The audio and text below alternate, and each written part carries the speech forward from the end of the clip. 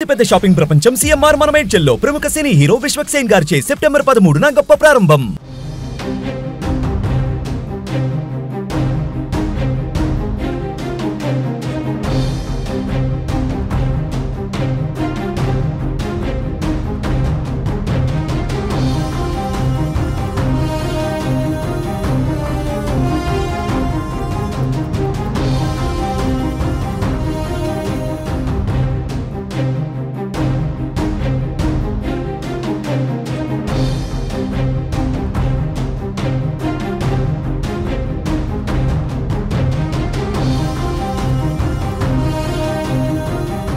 Party మారిన BRS ఎమ్మెల్యేల అనర్హత పిటిషన్ పైన తెలంగాణ హైకోర్టు తీర్పు వెలువరించింది.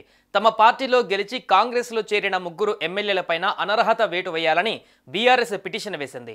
పార్టీ మారిన ఎమ్మెల్యేలపైన 4 వారాల్లో నిర్ణయం తీసుకోవాలని స్పీకర్ కార్యాలయ కార్యదర్శికి తెలంగాణ హైకోర్టు ఆదేశాలు జారీ చేసింది. అప్పటిలోగా నిర్ణయం తీసుకోకపోతే సుమోటో కేసుగా విచారిస్తామని పేర్కొంది.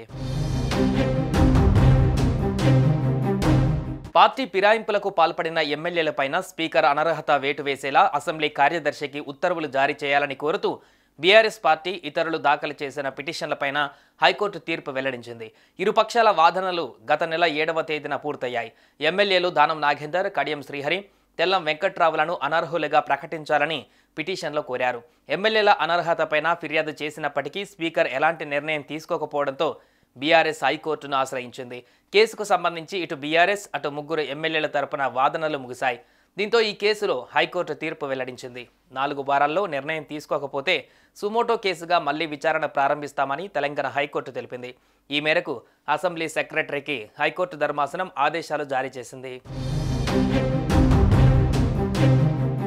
బీఆర్ఎస్ తరపున గెలిచి కాంగ్రెస్ పార్టీలో చేరిన Station Ghanpur MLA Kadiyam Srihari, Khairatabad MLA Danam Nagender, Bhadrachalam MLA Tellam వెంకట్రావుపై అనర్హత వేటు వేయాలని బీఆర్ఎస్ ఎమ్మెల్యేలు పాడి కౌశిక్ రెడ్డి, కేపీ వివేకానంద పిటిషన్ దాఖలు చేయగా, దానం నాగేందర్ పైన అనర్హత వేటు వేయాలంటూ బీజేపీ శాసనసభ పక్షనేత మహేశ్వర్ రెడ్డి మరొకరు పిటిషన్ దాఖలు చేశారు.